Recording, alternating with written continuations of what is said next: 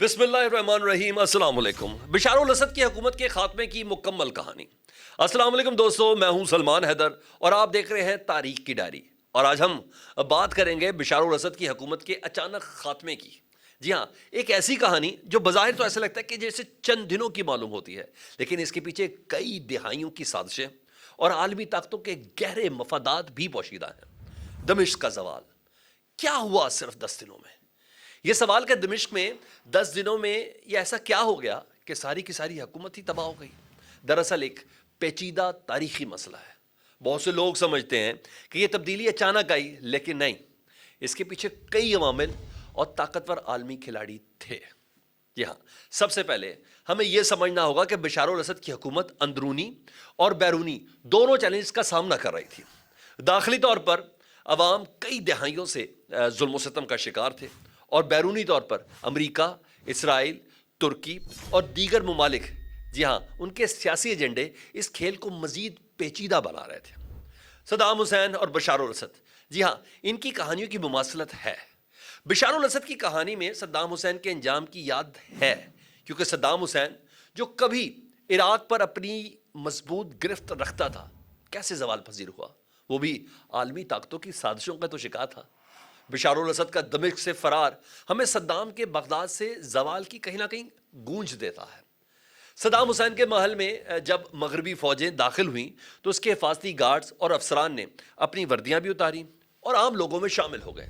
اسی طرح بشار الاسد کی فوج نے بھی بڑی حد تک مزاحمت نہیں کی، کیونکہ انہیں معلوم تھا کہ جنگ ایک ہارے ہوئے مقصد میں تبدیل ہو چکی ہے۔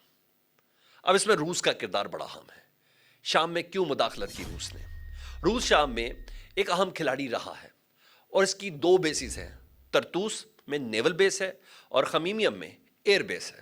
اسے مشرق وسطیٰ میں طاقتور بھی بنا دی ہے۔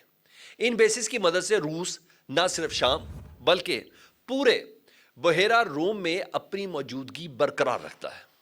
لیکن حالیہ برسوں میں روس یوکرین کی جنگ میں الجھ گیا اور اس کا مکمل فوکس شام سے ہٹ گیا، اور یہی وہ وقت تھا جب دشمن گھات لگائے بیٹھا تھا، جب بشار الاسد کے مخالفین نے فیصلہ کن وار کیا۔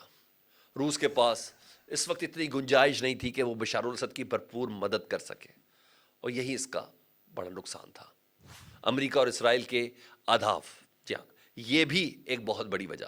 امریکہ اور اسرائیل نے شام کی خانہ جنگی کو اپنے فائدے کے لیے ہمیشہ سے استعمال کیا۔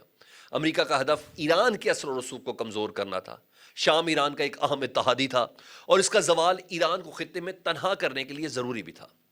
اسرائیل کا مقصد حزب اللہ کی سپلائی لائن کو ختم کرنا تھا۔ حزب اللہ جو لبنان میں اسرائیل کے خلاف سرگرم ہے، شام سے گزرنے والے راستوں پر انحصار بھی کرتی تھی۔ ان راستوں کی تباہی اسرائیل کے لیے ایک بڑی کامیابی تھی۔ شامی عوام کا غم و غصہ، شامی عوام جو 50 سال سے زیادہ عرصے تک ایک ظالم حکومت کے زیر سایہ رہے، اب خوش ہیں کہ انہیں اس جبر سے نجات ملی، لیکن ان کے سامنے نئے چیلنجز بھی ہیں۔ خطے کی تاریخ ہمیں بتا دی ہے کہ طاقتور ممالک اس قسم کے مواقع کو اپنے مفادات کے لیے استعمال کرتے ہیں، اور یہ خطرہ موجود ہے کہ شام دوبارہ بیرونی قوتوں کا شکار بن جائے۔ بشار الاسد کا فرار، ڈیفینیٹلی آپ جاننا چاہتے ہوں گے، ایک بڑی منصوبہ بندی تھی، اور بہت پہلے سے یہ منصوبہ بندی تھی۔